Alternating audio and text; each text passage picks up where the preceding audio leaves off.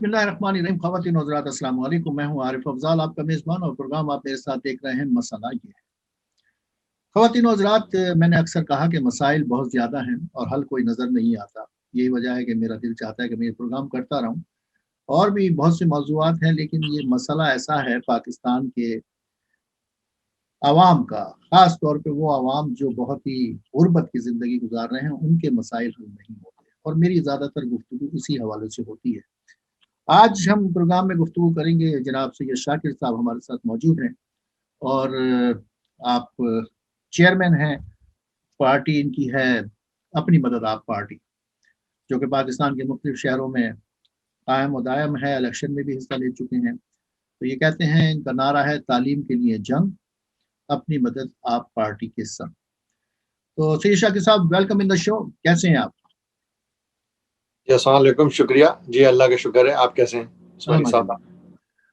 शाकिर साहब, आज हम आपसे गुफ्तगू करेंगे कि आपका मौजू तो बहुत अच्छा है, तालीम के लिए आप जंग कर रहे हैं, और तालीम हर कंट्री के लिए, दुनिया के हर खित्ते के लिए बहुत इंपॉर्टेंट शोबा है, जो कि पाकिस्तान में बहुत निगलेक्ट हुआ है। लेकिन इस पे हम किसी और मौजू पे, किसी और शो में बात करेंगे। अभी ताज़ा ताज़ा इलेक्शन हुए हैं कश्मीर में, जहाँ पर पीटीआई की हुकूमत ने 25 सीटें हासिल की हैं। पीपल्स पार्टी, जो बिल्कुल पाकिस्तान में मुर्दा हो चुकी थी, और पिछले इलेक्शन में उसका वजूद उस तरह से नज़र नहीं आया जैसा कि हुआ करता था, लेकिन उसको 8 सीटें मिली। और फिर उसके बाद वो मुस्लिम लीग जो वहाँ पर राज किया करती थी, उसका बहुत ही कम 6 सीटें उसको मिली।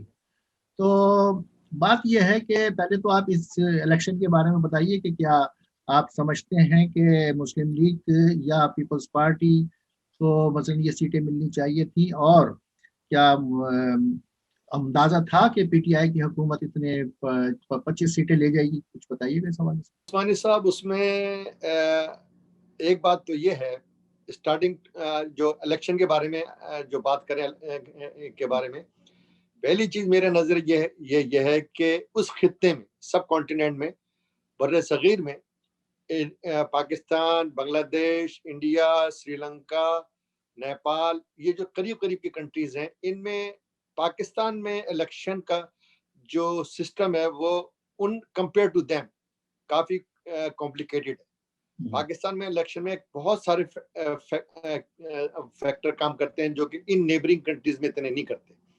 तो उसमें मेन स्टार्टिंग ये है कि पाकिस्तान का इलेक्शन सिस्टम ये है कि उसमें सरमायादार ही ज़्यादातर हिस्सा ले सकता है, और सरमायादार ही उसमें हिस्सा लेने का सोच सकता है। जब मैं सरमायादार कहता हूँ, तो उसमें जनाब सब आ जाते हैं, जागीरदार, लैंडलॉर्ड, और बिजनेस पर्सन, और और जो दूसरे लोग हैं जिनके पास इतना सरमाया मौजूद है। पहली चीज तो ये, और उसकी वजह से जो एक आम आदमी है, जो एक ग्रास रूटर है, जिसको मैं ग्रास वो मैंने नाम दिया था ये आज से 2004-5 में। उसके बाद ये काइंड ऑफ चुरा दिया गया पाकिस्तान में। मैंने नाम दिया था, कहा था कि हम लोग ग्रास शूटर हैं, और हमारे ऊपर ये पैराशूटर आके बैठ जाते हैं।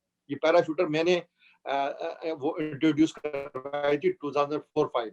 बहरहाल, तो बात ये है कि जब इलेक्शन की बात करते हैं, तो इलेक्शन पाकिस्तान में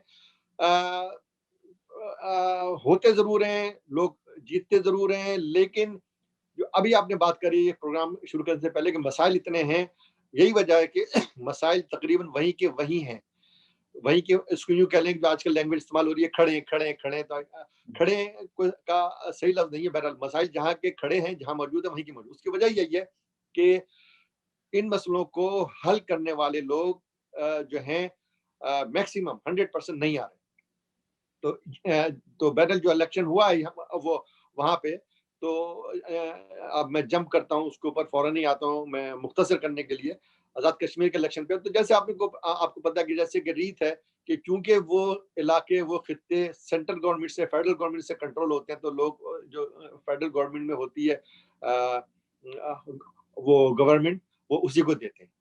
एक बात। और दूसरे, जब मैंने आपको शुरू में कहा कि पाकिस्तान के इलेक्शन का थोड़े ज्यादा कॉम्प्लिकेटेड फैक्टर्स हैं as compare to neighbouring countries, तो अगर आप मुझे इजाजत दें, तो आपको पता है कि इसमें पाकिस्तान के जो इस्टेब्लिश इदारे हैं जिनको के खामोशी से सिर्फ इंतजामात करने चाहिए और कुछ नहीं, वही इलेक्शन में बहुत ज्यादा उनका इन्फ्लुएंस है लोगों को जिताने में या ना जिताने में। तो एक फैक्टर तो ये है, एक बहुत बड़ा फैक्टर है। और ये तो बहुत पुरानी रीत चली आ रही है, बहुत पुरानी रीत चली आ रही है। अभी आपने कहा कि जो अपना कश्मीर में जो छोटे छोटे इलाके हैं वहां पर गवर्नमेंट की सपोर्ट से, गवर्नमेंट की इमदाद से वहां पर तरक्याती काम होते हैं, इसलिए उनको वोट मिलते हैं। चले, पाकिस्तान तहरीक इंसाफ को 25 सीटें मिल गई, लेकिन अब 2023 में जो बड़ा इलेक्शन आने वाला है, क्या वहां पर पीटीआई को कामयाबी हासिल होगी? क्योंकि अवाम तो नहीं समझते कि ताली ये अंग्रेज जो महंगाई का जो जिन है ये कोई ऐसे अचानक नहीं निकलता, ये तो इंटरनेशनल मार्केट के हिसाब से चलता रहता है। तो आप क्या समझते हैं कि जब पाकिस्तान का जनरल इलेक्शन होगा उसमें पीटीआई को आप कहाँ देख रहे हैं? आपकी बात से मैं मुंसलिक करता हूँ। आपने कहा कि ये जो वो महंगाई का है सिलसिला ये चलता ही रहता है, बिल्कुल यही बात हुई है।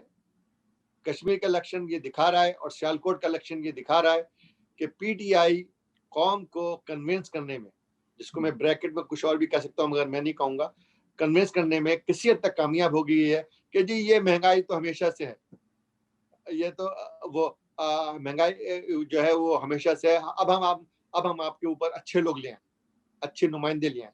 और पाकिस्तान की जनरल अवाम जो है वो कोई अच्छे नुमाइंदे, किसी नुमाइंदे की तरफ नहीं देख रही, वो सिर्फ इमरान खान की तरफ देख रही है।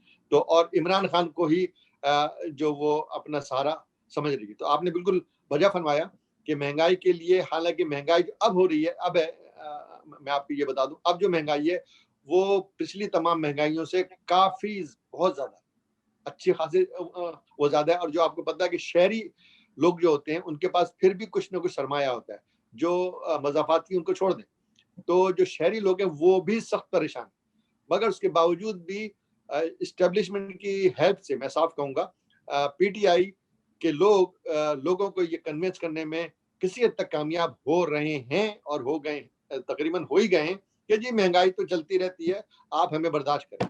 तो आप मुझे लग रहा था सवाल पूछने जा रहे हैं, मैं कहूँ मेरी नजर में ये लग रहा है इस वक्त आगे हालात, आपको पता है पाकिस्तान में हालात मंथली बेस पे, वीकली बेस पे वो चेंज होते हैं और उसके बाद कुछ और भी एकदम से हो सकता है। उसके अलावा अगर एकदम से कुछ ना हो तो मुझे तो वही पीटीआई ही नजर आ रही है नेक्स्ट इलेक्शन में। नेक्स्ट इलेक्शन में आप कहते हैं कि पीटीआई दोबारा से नजर आ रही है, जैसा कि पाकिस्तान में जी, होता रहता क्योंकि है, उसमें अपनी पसंद के लोगों को बिठा दिया जाता है। बिल्कुल, मैं बस मैं कहने वाला ये था आपसे कि क्योंकि ये जो पेज है ना, पेज वो बड़ा स्ट्रांग हो गया पिछले 2-3 साल में, सेम पेज बहुत स्ट्रांग हो गया। तो पाकिस्तान में इलेक्शन में मेरे ख्याल में 50% से ज्यादा उस पेज का चक्कर चलता है। अगर सेम पेज पे कोई पार्टी हो तो उस वही जीतती है, चांसेस नहीं होते, तो वो हुकूमत वही बनाती है, चाहे सही टूट साहब, फूट अभी बनाए। इस इलेक्शन से पहले जितने भी जिमनी इलेक्शन हुए हैं, इंतखाबात हुए हैं, वहां पीटीआई को शिकस्त हुई है, वहां नून लीग का पल्ला भारी नजर आ रहा था। लेकिन पिछले दिनों, जब अब से कुछ अर्सा पहले की बात है कि उनके घर में मोदी साहब डायरेक्ट आ रहे हैं जाती उम्रा में, ठीक है सर, रायबंड के अंदर, फिर अभी एक उन्होंने मुलाकात की नून लीग के जो सरबराह है जनाब नवाज शरीफ, उन्होंने की, और फिर वो किस मुंह से फिर वहां पे इलेक्शन की बात कर रहे हैं, कश्मीर की बात कर रहे हैं कि आप कश्मीर के दुश्मनों से, मोदी साहब ने सबसे ज्यादा कश्मीर के अंदर गंद किया, सबसे ज्यादा लंबा कर्फ्यू लगाया, लोगों को मारा, लेकिन आप एक लफ्ज नहीं कह रहे हैं और आप अपने घर में उनको वेलकम कर रहे हैं। तो आप ये कश्मीर में नून लीग की शिकस्त की वजह आप इसको तस्लीम करते हैं? बिल्कुल, बिल्कुल अप फ्रंट तस्लीम करता हूँ। और ये मैं जैसे आपसे अभी इससे पहले गुफ्तगू में कहा कि पाकिस्तान में तो हालात वीकली और हफ्तावार और महीनावार चेंज होते रहते हैं, सियासी, जिससे कि सियासी पार्टियों की जीत हार होती है, तो वही हो रहा है। जो आपने जो कहा कि पहले इंतखाबात में जो थे वो नून लीग जीत रही थी, उस वक्त तक जैसे मैंने कहा पीटीआई के लोग आवाम को फुल्ली कन्विंस करने में कामयाब नहीं हुए थे कि जी महंगाई तो थी और चलती रहती है। अब इस पिछले 2-1 महीने में वो कामयाब हो रहे हैं और हो गए हैं। साथ साथ जैसे आपने कहा उसके ये जो नून लीग है वो खुद मिसमैनेजमेंट का शिकार। अब इसको मिसमैनेजमेंट को आप एलोबरेट कर लें, आप फैला लें, आप इसको इसकी तफसील में आप खुद चले आए तो मिसमैनेजमेंट के शिकार है। इसमें जो है आपको पता है कि एक तो वो खुद नवाज शरीफ फैक्टर है, फिर शहबाज शरीफ फैक्टर है, फिर खाकान अब्बासी फैक्टर है। तो ये 3-4 फैक्टर्स हैं। तो वो एक वजह ये भी है कि उनके नून लीग की सियासत में शहबाज शरीफ का बहुत बड़ा किरदार है, बहुत बड़ा नाम है, लेकिन मरियम सफदर जो कि मरियम नवाज शरीफ कहलाती हैं, लेकिन उनके हस्बैंड का नाम सफदर साहब, कैप्टन सफदर है, तो उस हवाले से मैं कह रहा हूँ कि मरियम सफदर जो है वो उनको ओवरशेडो कर रही हैं और हर जगह वो खुद आगे आना चाहती हैं और बहुत खुली भी गलतियां कर रही हैं जो कि नून लीग को वाज़ेह तौर पे नुकसान पहुंचा रहा है। आप क्या कहते हैं? यहाँ पे मैं कदर कलामी करूंगा आपकी कि बिल्कुल सही कह रहे हैं आप। तो मैंने एक टर्म लेकर आ रहा हूँ नून लीग के लिए, अगर मुझे वो सुने, इनको अब मिक्स एंड मैच करना पड़ेगा। मिक्स एंड मैच, ना ही टोटली मैडम मरियम नवाज शरीफ, ना ही टोटली शहबाज शरीफ। लेकिन मैं आपको एक आपको बात बताते चलूं कि इस वक्त पाकिस्तानी अवाम रेडी नहीं है फुल्ली, है जरूर मगर फुल्ली बेनजीर के बाद, जनाब मोहतरमा बेनजीर के बाद वो रेडी नहीं है किसी फीमेल के लिए। तो मिक्स एंड मैच होना चाहिए और ड्राइविंग सीट पे लोगों की चाहे वो ना हो, लोगों को ये नजर आए, ये समझें कि ड्राइविंग सीट पे शहबाज शरीफ है और वो लेकिन ऐसा तो नहीं हो रहा, ऐसा नहीं हो रहा। मरियम नवाज साहिबा उनके साथ साथ, ये दोनों जब तक जलसों में साथ अपेयर नहीं होंगे, अब स्टार्टिंग फ्रॉम टुडे, अगर जलसों में साथ अपेयर नहीं होंगे starting from today until election 2023, इन्हें कामयाबी नहीं हासिल होगी। आपने शायद हमारे अखबार में ये बात, एशिया ट्रिब्यून में ये बात पढ़ी होगी, हमने ये खबर भी लगाई थी। माहिरीन का कहना यह है कि मरियम साहिबा ने अपने अब्बा जान जनाब नवाज शरीफ से रिक्वेस्ट की कि मैं कश्मीर की मुहिम अकेली चलाऊंगी, लेकिन ये नवाज शरीफ के लिए पॉसिबल नहीं था। और ये कहा गया, नवाज शरीफ ने रिक्वेस्ट की अपने छोटे भाई से कि जहां आप जाएं वहां मरियम नहीं जाएगी, जहां मरियम जाएगी वहां आप ना जाएं। लेकिन नवाज शरीफ, अब शहबाज शरीफ बहुत समझदार आदमी हैं, उन्होंने कोई गुफ्तगू करके अपने आप को उस मुहिम से अलग कर लिया और उसका नतीजा आपने देख लिया कि नून लीग बुरी तरह वहां पे शिकस्त खा गई। बिल्कुल आपने बजा फरमाया, क्योंकि उस्मानी भाई, मैं और आप तो आम आवाम है ना, तो मैं एज ए आम आवाम देख रहा हूँ कि मुझे वो अच्छा लगता अगर मैं उस जलसे में बैठा हुआ होता और मैं वोटर होता कश्मीर का या सियालकोट का, तो मुझे वो अच्छा लगता और मैं नून लीग का किसी हद तक वोटर होता कि चलो भी ये महंगाई से जान छुड़ाने के लिए, कि चलो भी फिलहाल कोई सेकंड ऑप्शन के लिए, तो मैं बहुत ज्यादा मजबूती से उस वक्त मुझे अच्छा लगता है जब ये दोनों साथ होते। आपसे मैं जब मैं खुद ही देखना चाह रहा हूँ कि पाकिस्तान को कायम हुए आज 74-75 साल हो गए। कायदे आजम के बाद और लियाकत अली के बाद हमें कोई बेहतर लीडर आज तक नहीं मिला। इमरान खान साहब से भी जो उम्मीदें थी वो पूरी नहीं हो रही हैं। माजी में पीपल्स पार्टी की हुकूमत हो, चाहे नून लीग की हुकूमत हो या किसी और पार्टी की, ज्यादातर तो नून लीग और पीपल्स पार्टी ने वक्त गुजारा है, इख्तिदार के मजे लूटे हैं, लेकिन पाकिस्तान के अवाम को वो तमाम सहूलतें नहीं दी, वो बुनियादी सहूलतें वो नहीं दी हैं। आप इस हवाले से क्या कहना चाहेंगे? उस्मानी भाई, ये तो फिर एक बहुत लंबा चैप्टर है और इसके सॉल्यूशन भी अपनी मददाब पार्टी के पोर्टफोलियो में मौजूद है। जब आप कहते हैं, जब आप 70 साल 73 साल जाते हैं, तो फिर तो ये है ना कि मैंने कहा ना, इलेक्शन सिस्टम पाकिस्तान का बहुत ही कॉम्प्लिकेट, मतलब एज कम्पेयर टू नेबर, बहुत तो नहीं है, लेकिन एज कम्पेयर टू पिछली हुकूमतों के, sorry, as compare to other countries के, ये कॉम्प्लिकेटेड हो गया और ये डिफरेंट फैक्टर्स में हो गया। जब तक के आम आवाम इस सोच पे नहीं आएंगे जो हमारी पार्टी देना चाह रही है कि आप अब वो आजमाए को आजमाए, और बेवकूफ कहने वाली बात हो चुकी है कि आपने इनको आजमा लिया। जब अब आप देख लीजिए कि जब तक आप अपने पड़ोसी कैंडिडेट को, अपने सामने वाले कैंडिडेट को, आम आवाम को अहमियत नहीं देंगे और जब तक मामला ऐसे कॉम्प्लिकेटेड मजीद होते जाएंगे। अब जब हम अपनी पार्टी के प्रमोशन करते हैं और जब वो करते हैं तो काफी लोग एक्टिंग करके बता देते, तो ये कहाँ से आ गए, वो ये कौन उठ के आ गए, इनको कौन पूछता है। जब तक आप जब ये रखेंगे आप, तो यही मामला चलेगा कि भाई वो बड़े बैनर वाले, बड़ी पार्टी वाले कुछ कहें तो जनाब टूर्नामेंट, भाई तो आप बड़े गौर से देखेंगे, हम जैसे कोई बात, हम जैसा आपको कोई बहुत अच्छी बात, बड़ी बात बता रहा हो तो आप कहेंगे गुल्ली डंडा है इसको, ये तो गुल्ली डंडा है। तो ये जो है सिलसिला। और इसकी मैं मिसाल ये बता दूं कि जब भी सिविल गवर्नमेंट आ रही है, कोई भी एक बड़ा फैक्टर जो चल रहा है, उसकी नीयत से आप ये अंदाजा कर लें कि वो चाहे वो सुपर डुपर, मैं साफ कहूंगा, चाहे वो सुपर डुपर इमरान खान साहब हो, जिन्होंने ये कई सालों में, 10-15 साल में वो साबित किया कि मैं आप में से हूं और मैं बिल्कुल आपकी एक एक मसले का, एक एक मसले को जानता हूं, मेरी हाथ आपकी मसलों की नफ्स पे, और मैं यूं करूंगा, इस तरह से मैं आपके ग्रास रूट पे करूंगा। उसकी एक बड़ी मिसाल ये कि आज उनका आए हुए 3 साल होने वाले हैं, तो पूरी दुनिया में इंतजाम है, जो पूरी दुनिया में, ये कोई हमारी पार्टी नई बात नहीं करी, जो पूरी दुनिया में इंतजाम है कि बल्दियाती, जब तक आप निजाम टूटा फूटा ही लेकर आए, जब तक बल्दियाती निजाम नहीं आएगा, उस वक्त तक जो सहूलियात है, पावर छोड़े, पावर तो वही ऊपर ही रहती है, इस्लामाबाद में रहती है या पिंडी में रहती है, पावर छोड़े, जो थोड़ी बहुत सहूलियात ग्रास रूट को नहीं आएंगी तो यही मामला चलता रहेगा। अब एक आदमी को अपने स्कूल से शिकायत है, उसको अपनी नाली से, गंदी नाली से शिकायत है, उसका पानी बंद हो रहा है, उसका कुछ और होता है, वो कहाँ जाके कहे?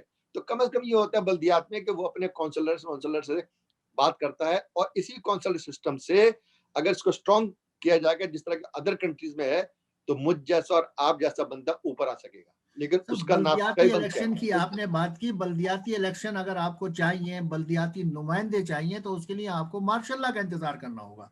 जब मार्शल लॉ आता हाँ, है ये मुल्क तो में, जब मैंने मार्शल भी लॉ आपसे आता कहा है तो था तब वो अगर बल्दियाती निजाम लेकर आते हैं और नुमाइंदों को इख्तियारात देते हैं, जाइए काम कीजिए। लेकिन ये सो कॉल्ड जमहूरियत की जो जमातें हैं, इन्होंने आज तक क्या किया है? ना बल्दियाती इलेक्शन कराते हैं, ना उनको सहूलतें देते हैं। कराची जैसा शहर जो सबसे ज्यादा कमा कर देता है, सबको पालता है, पोसता है, उसको भी वहां पे नहीं, उसकी उसकी हालत आपको पता ही होगी क्या है। उस्मानी भाई, मैंने बात इससे शुरू करी थी कि जो सिविलियन, मैंने नाम लिया था सिविलियन हुकूमत का, टूटी फूटी वो जैसी भी होती है कि वो जनाब बल्दियाती, पहला काम उनका ये होता है कि बल्दियाती इंतखाब को ना कराओ, डिले कराओ, ये कराओ। आपको पता है कि जब बेनजीर साहिबा आई थी, वो मुशर्रफ के में जमाने में पाकिस्तान, उनका डिमांड ये थी मुशर्रफ साहब से कि आप बल्दियाती निजाम खत्म करें। इसको आपको याद होगा, उन्होंने एक शर्त ही रखी थी स्ट्रॉन्ग, ये जो बल्दियाती अपने निजाम चला रहे इसको खत्म करें।